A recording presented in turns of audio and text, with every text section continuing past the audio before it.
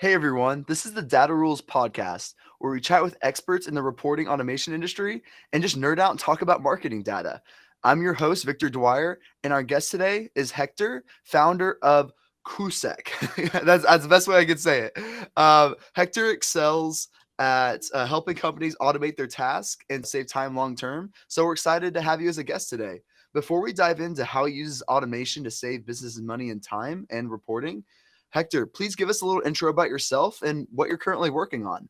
Of course. Well, first of all, I'm super excited of being here in the podcast. I'll introduce myself a little bit. So basically, it's been a year since I started my growth marketing agency. And at the beginning, it was full marketing, full basically services like Facebook ads, WhatsApp marketing, because that's like a really big hit here in Mexico.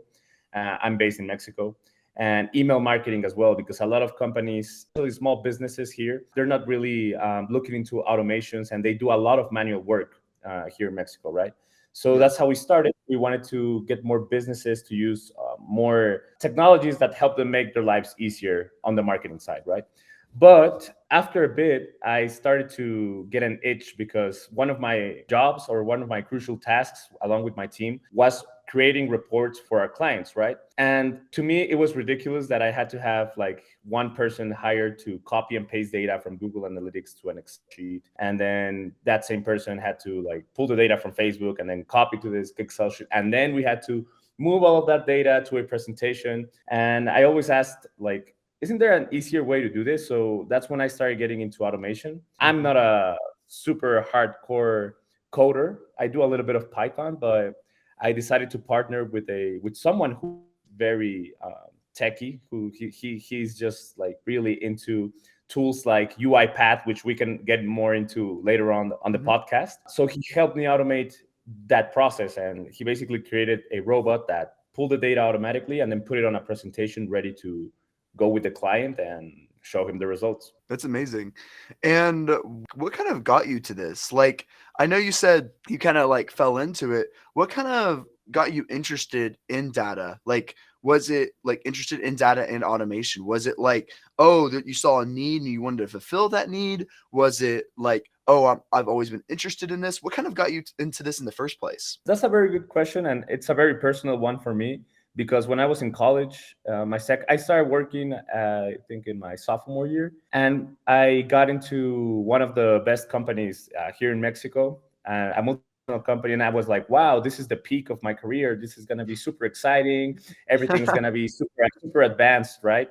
And Mhm. I entered as an intern, but to me it was mesmerizing that I had two previous job experiences before, right? And I always like looked for ways to automate my work because I had to do reports on a weekly basis, and I was like, how is there not a macro specialist here in the office? Like, there should be a macro specialist, because I bet if I'm losing time copying and pasting data from one Excel file to another or from an Excel file to the presentation, well, then there should be a macro specialist. And there was no macro specialist. So I created my own macro to automate a report that took me 3 hours. And then it just took 10 minutes once I clicked play. And on this new job, I had those expectations, right? This is going to be super advanced. There are going to be dashboards, pre-built, etc. None of that. Like, there was no dashboards. It was the same thing. I had to copy and paste from one place to another. So that's when I got like my little beef with automation and manual tasks. So that's why I started it. That's why I always had like that. I don't know. I guess you could call it like an itch or chip on your shoulder. Like, I always wanted to look for easier ways to carry out manual and repetitive tasks. So that's how I got into it. Like, I've always been into it. That's amazing. What would you say, like, when it comes down to like building out the new dashboards and really going out like through that path in your growth marketing agency, what is a really important way to structure your dashboards to really make sure like everyone's on the same note? Like, how do you create those actionable insights to say, hey, this is where I need to go next? How do you end up creating those? So to me, I always like to go like from taking a top-down approach. I don't know if you've heard of the pirate funnel. Mm-mm, I haven't. It's called the pirate funnel because the initials spell out R. So basically, A is for awareness. The second A is acquisition. The third A is activation. Then the first R is revenue. Then we have retention, and then finally we have referrals. Right. So on awareness, you have all your metrics related to social media reach. Yeah, basically how many people like interact, like touched your brand, right? Saw something related to your brand. Then on activation, we have how many people visited your site and how many leads were you able to acquire. And Yeah. then we have activation, basically the next step of the funnel, which is from those leads that you have, how many of them interacted with your app? Now that they're your leads, how many of them, reacted to your email marketing, came back to your website, maybe downloaded a free guide or started using your app as a free user.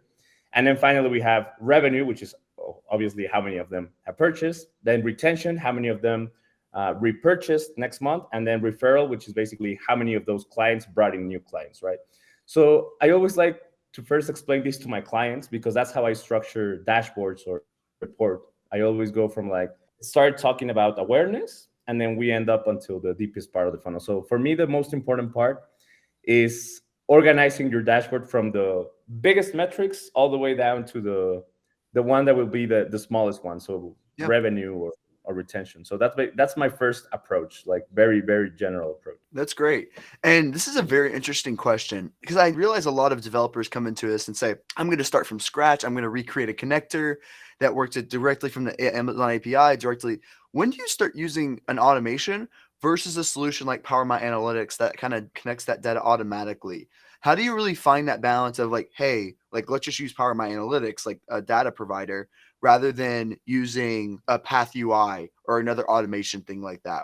Where do you find that balance? To me, I think that it has to do with how much detail the person wants. Because, for instance, we use the automations and how personalized they want it. For Yeah. example, we've worked with clients who are really corporate like, very like circles and squares and all of that. Yeah. And they have a presentation and they're like, I want this presentation to be filled out every week. I'm like, oh, but look, there's this dashboard. No, I want this presentation because this is the presentation we give to our clients. So we've had those occasions, and that's where we use UiPath, right? So or UiPath or any other robotic process automation tool, where literally it's a robot that literally copies and pastes stuff or extracts data from APIs, etc., and then puts it on your presentation just like how you want it. And that's what's very good about UiPath. It's very customizable, but it also has a learning curve, of course. So that's Yeah. when we use those types of automations. And when it's clients that are more flexible, that they're more like, I have no idea what to do with my reports. I need an easier way to do this because this is taking 2 hours of my time every week. I need help. That's when we go to tools like Power My Analytics, because to me it's very easy to integrate it, and the client understands it very, very easily. Especially if they've never like gotten into dashboards or gone really deep into Excel files. I think Power Analytics is a very good solution for those type of clients who just want to, they don't have like a structure yet and they want to get insights quick. So yeah. That's really cool. And I think a lot of people underestimate, like, if you're using, I come from the Amazon world.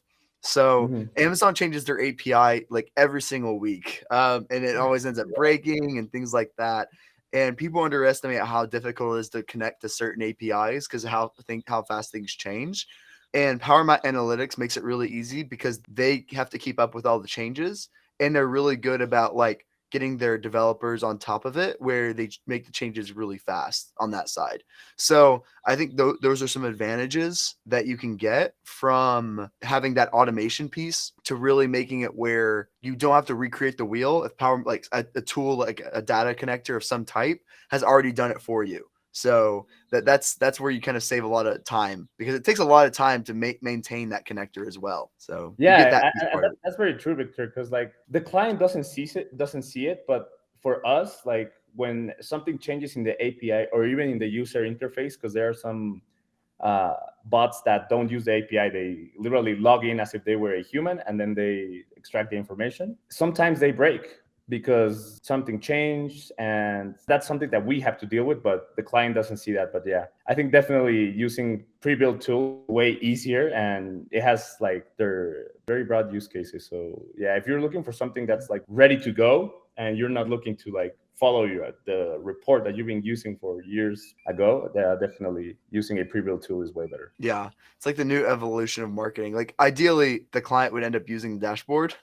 Sometimes you have to like make it. You have to customize the dashboard to the way they want it, and then they end up using it a lot more. There are some advantages in that, and I do like the Power Analytics has a Google connector, a Google Sheet connector, so that way it can update a single cell, and that cell can go and update that presentation number in there as well, or it can update another metric inside your another dashboard of some type. That's how I used to use it when I had to update presentations. I would go from Google Sheet connector, that cell would be connected to another thing in a presentation, and then that way that presentation is always auto updated. So that's how I've always used it. But That's cool. yeah, it doesn't work for screenshots, but I mean it's a good way, a good workaround for. There's a million ways to like work around to go through a presentation.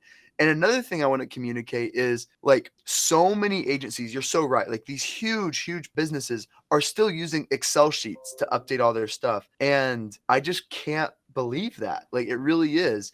And I need to communicate this is because it's so important is like just because it takes only 2 minutes a day doesn't mean you shouldn't not automate it. Like most people say, oh, I'll just do it real fast. And then they just end up doing it. But if you automate it, that you save those 2 minutes and like think about it. Let's say you have it takes 2 minutes each report for every client.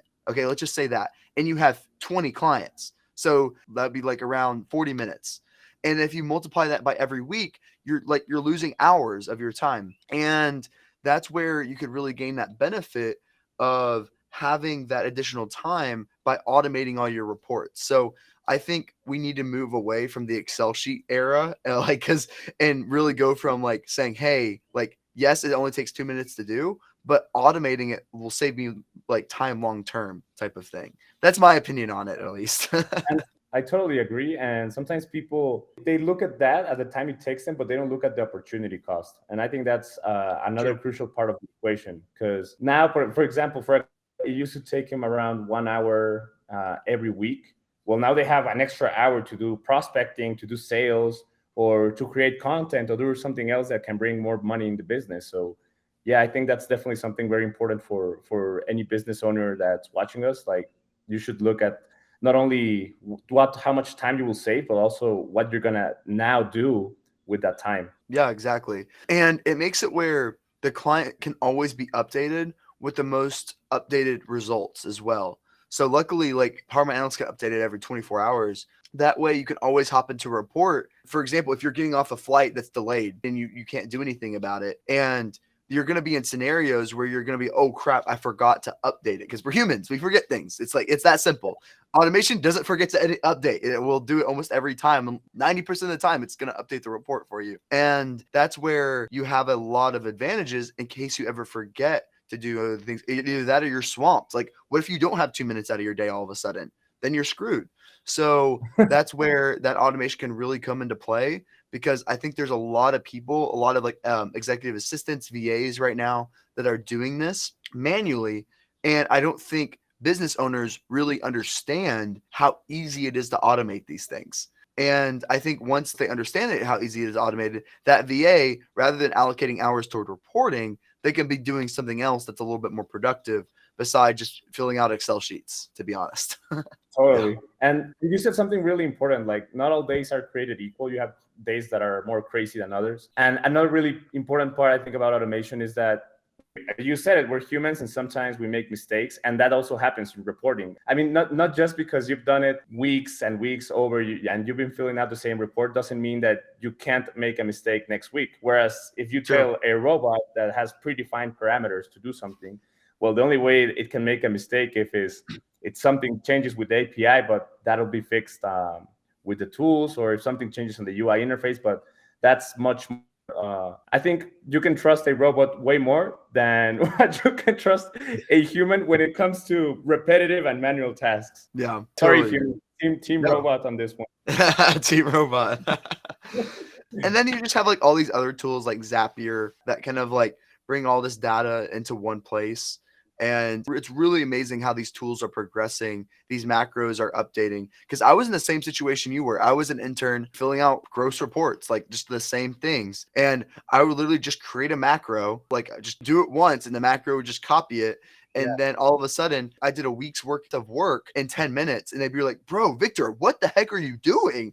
It was like, I'm just a fast worker. What can I say? I would just leave it I running definitely overnight. And that was my fingers. And I would just sleep. I would literally just sleep while my computer's working. I would take a nap and I'll wake up and I'd be like, here it is, guys. I'm finished. And then be like, wow. I was in the exact same boat you are. And I think that's kind of what got me started into automation. And now I kind of just use the Power My Analytics data connectors. And that covers, I would say 99% of what I need through the tools APIs. I think that covers most of what my clients need from there. So I've been very happy with the reporting, and the fact that it pulls it in every 24 hours is amazing because most clients won't need faster than 24-hour reporting. Like, it's very fast, very accurate, and very stable too. Yeah, that's cool. And I think it would also be important to talk about use cases of automation beyond reporting. Like, I'd like to ask you, Victor, what have been some instances that you've used automation beyond reporting? So I used a lot of automation when it came down to that internship job. They were basically doing these backlinks, and all these backlinks were basically messed up. A hacker, I don't know what to call him, like a black hat person, logged into the website and placed all these links in white. So they were basically in the page where you couldn't really see them, and to these like horrible, it was like Viagra websites, and like it was bad websites. And Yeah. basically what I did was I had a bot that would press Control A, it would highlight everything on the page. Then you would see the white text. I would have a visualization bot that would scan the Mm. page for that exact website name. And once it found it, it would run another sequence. It would copy the page name of what that page is, go in the back end of the WordPress, find that particular page with that particular variable page name, take it out, and then remove it, and then it would start the new sequence again to go through the new one. It sounds pretty complicated, but it is pretty easy. Once you know automation is pretty easy. But yes, that was my use case.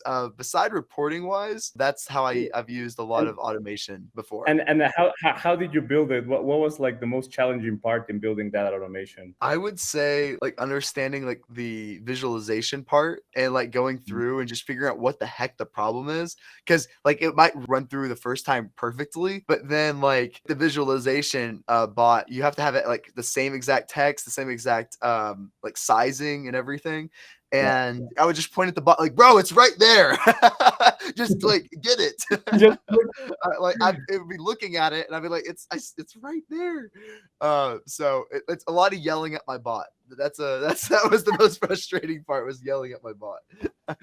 But yeah, and the majority of the use cases I use bots was before Power My Analytics had the Amazon ad connector, was a majority of my attempt to scrape that data and automatically bring it over into an Excel sheet. Now, Mm. Power My Analytics is doing a really good job in expanding their connectors. They already have an Amazon ad connector. It was super easy. But that's the most of the use cases of like, hey, I can't get this particular data point through the API. I need to scrape that type of thing is where I get most of my, and I assume that's the most of your automation as well, I would assume. Well, yeah, I guess it has to do with manual and repetitive processes, like the one Yeah. I was telling you earlier before we got into the Mm-hmm. podcast.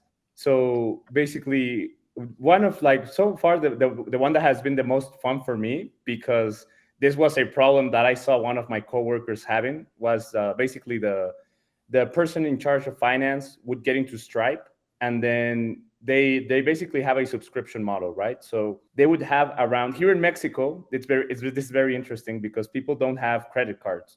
So a lot of them Wow. they put in their debit cards, and then what happens is that sometimes the debit card doesn't have funds, but you didn't cancel your subscription. So maybe you still want to be on board, accessing courses or whatever the startup sells. But since you have no funds, well, then your subscription might be deleted, right? So what we had to do was we had to manually go into Stripe and then look at the 5,000 failed invoices and then click one by one to try to the charge. I guess that's what you call it. Yeah. And I saw my coworker just suffering, just like he was literally doing this, trying to get all of them. Yeah. So me and my team created a bot that basically connects with Stripe, and then you click it, and then it goes through all of the failed invoices, and it was pretty fire. Like the reason that was my favorite is because it started generating sales the moment we ran it. So it basically generates $2,000 per month just by clicking a button twice. like once on the 15th and then once on the 30th. So that was fun. I mean, that has been my favorite one so far. But yeah, mainly that's the type of things that I like to use it. We're looking at ways in which we can automate maybe content creation for blog and but yeah, that's a whole different story. Like we started experimenting a little bit with open AIs. I know the people that are watching probably don't know, but I create content on TikTok to basically for tips for small businesses, right?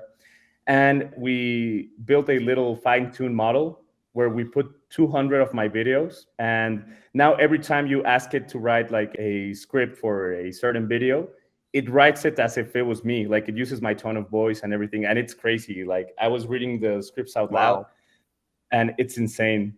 We haven't yet automated that, but that's more related to AI. But yeah, that's some of the things we're working on that we're excited about. That's really cool. I have not used Chat GPT yet, but You have it? there's lots of hype. There's a lot of hype around it. I haven't used it yet though.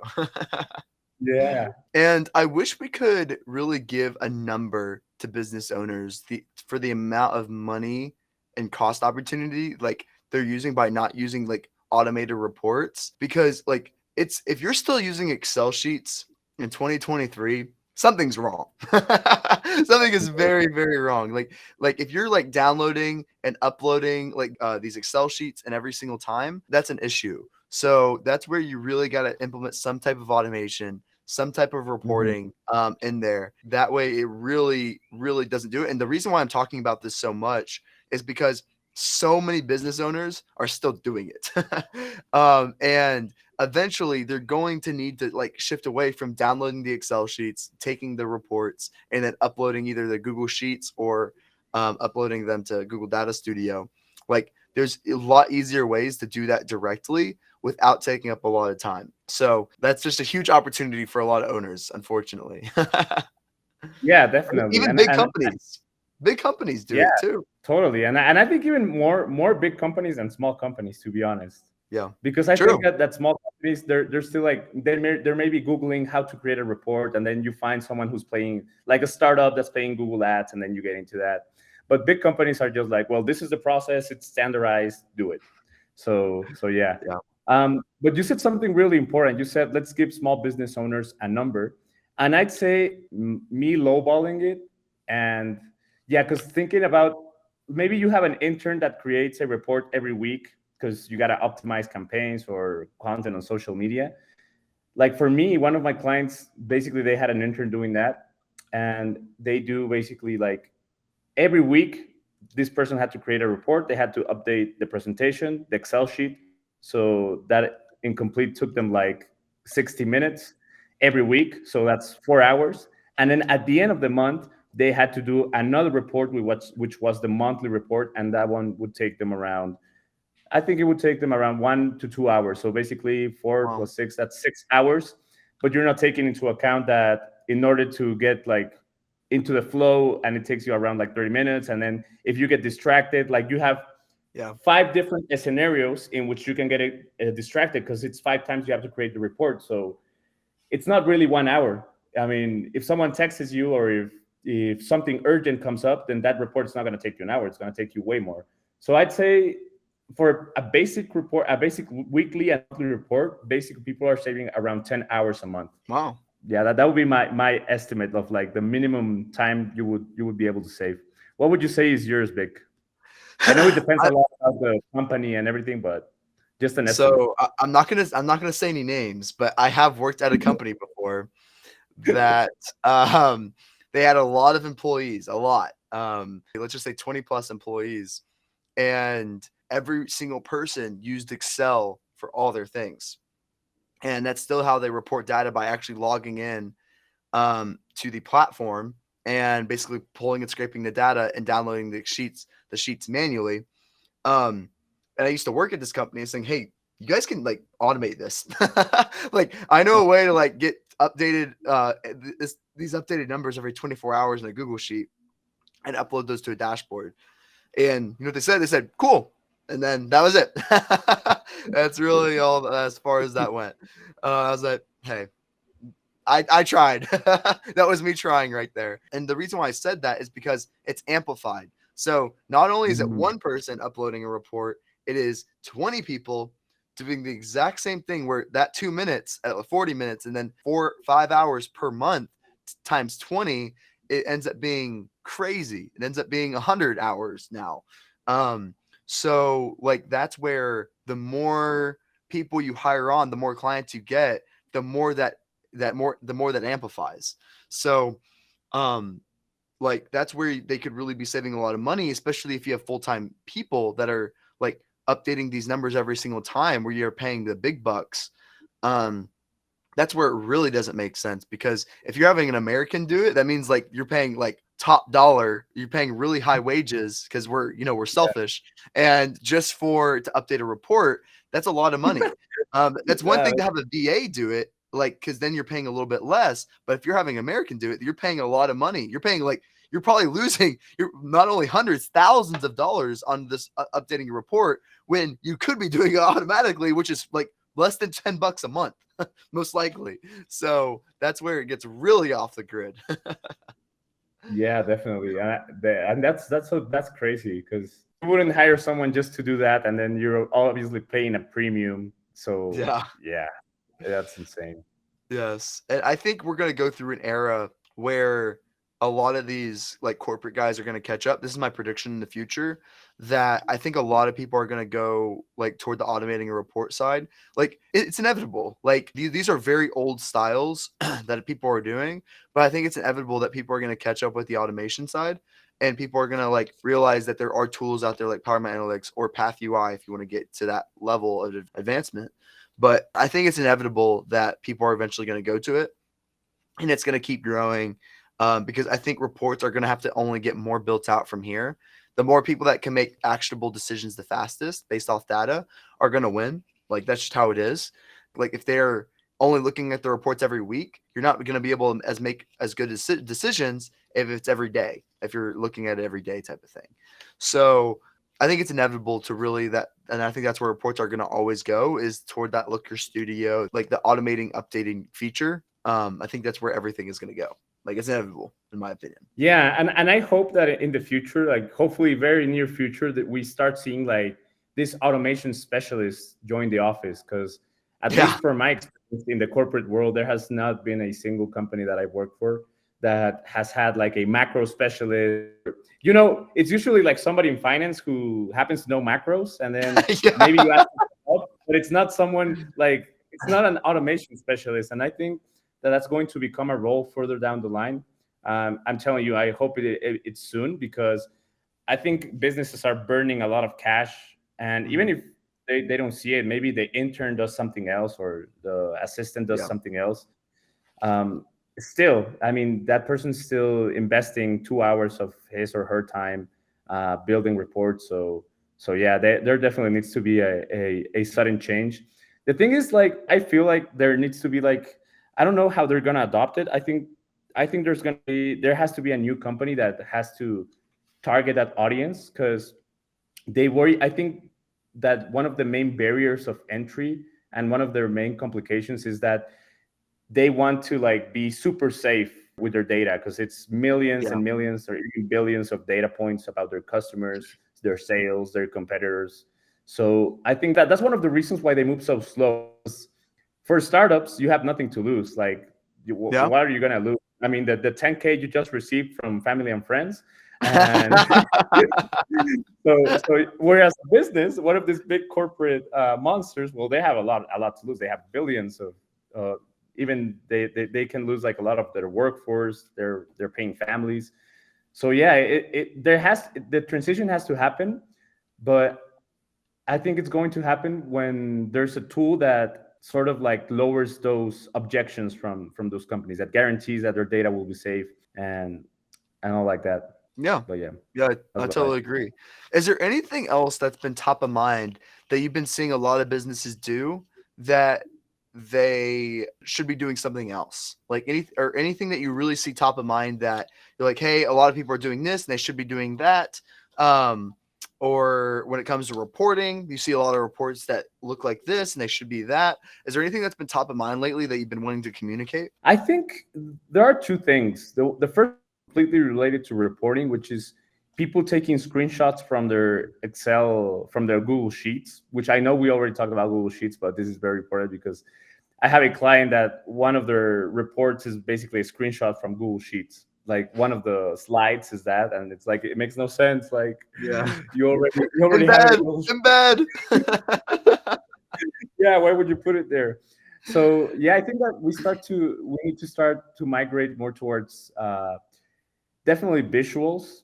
And there's this really good book that I'd recommend because it's the one that I used before getting to know Power My Analytics. I started researching on how I could, just portray data in a better way. And I think it's called Data Visualization. It's by someone who worked at Google, and it's a really good book. Let me see if I can find it. And if not, I'll go get it from my room real fast. I'll give you guys a yeah, that's a really good book, and I really want to show people who are watching this podcast how beautiful graphs look like, because this can help you a lot when talking to your client or even reporting to your team. So it's right. Oh, it's this one. It's Storytelling with Data. It's a really, really good book. I highly recommend it. Huh. And they literally show you like the best way to portray your numbers. So let me give you, as you can see, I'll show you. It's quite simple. I mean, let me bend the computer a little bit. Sorry for the distraction, but it's monochrome. It's very, very succinct. It gets to the point. It maybe has a sentence that explains something. I know you guys have probably seen it like flipped and you can't read it, but just get the book. The book is really good. I recommend it. And yeah, That's cool. That's a good insight. yeah. Yeah, I think that's So gonna be really how about important. you, Victor? For me, it's that people need to get more visual with their data, and they need to stop putting screenshots of Google Sheets on their on their presentations. Yeah, like so I always talk about how to make an engaging dashboard. So it's Mhm. one thing to put a bunch of numbers. Like if you put like let's just say 20 numbers and they all look exactly the same, like a Google sheet, for example, your brain's just gonna filter through it. Like your brain's not gonna know how to understand it. But if I was talking about like using different charts sometimes, different formats, different colors, whatever that looks like. So for example, I might have a KPI scorecard. I might have four scorecards, and under that, I might have a line chart. Under that, I might have a bar chart or a pie chart. And the reason why I'm doing that is because let's say if you have one of like you have five different line charts and they're all stacked upon each other, your brain's not going to know which one to look at. And so Yeah, the key to making an engaging data and to where people are actually going to read your report is going to be by changing up the formats, changing up your colors, and obviously you don't want to go full rainbow on it, but you do want to make it engaging where it's differentiating itself from a different, because what you want to stop is the what I call a brain scan, like where you're just like your brain just skimming everything, where it just goes whoop, like just like if you keep track of what your eyes are doing on your dashboard, if it's just going like this to the bottom of the page, there's something wrong with the dashboard. It's not engaging.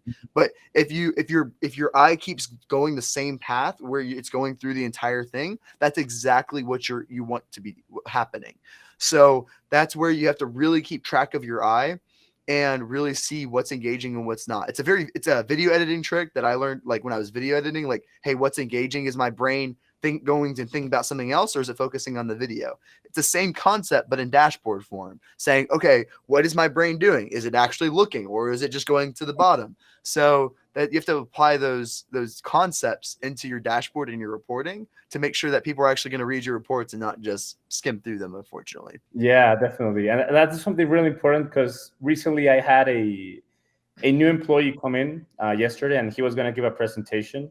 And at first, he sent me his presentation, and it was like all text, and I was like, "Bro, what are you doing?" Like he's really good at creating content, but when he was going to present his strategy, it was just full text, and I'm like, "How could you make it more engaging? Because the client's gonna get bored. I mean, we're humans. We even if it's a corporate person or if it's a small business, you need to make the presentation engaging. So think Yep. about how you can do it engaging." And then he started incorporating videos, and that made it better.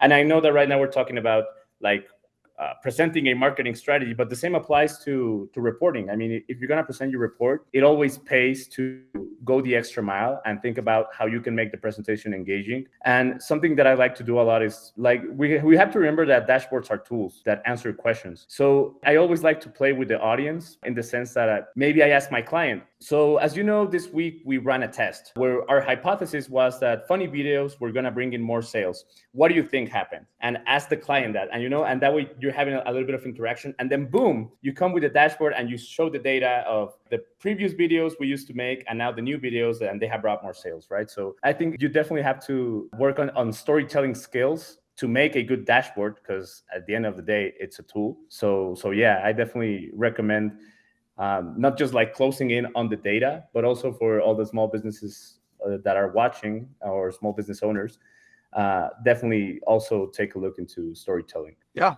that's amazing. Well, that's all we have time for today. We can go on for this for 7 more hours. I guarantee it.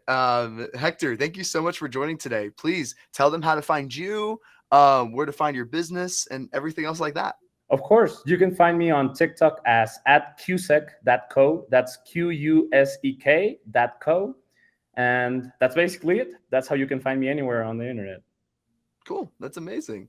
Awesome. That's all we have time for today. Thank you everyone for watching. Hector, thanks for joining, and we'll catch you guys next time.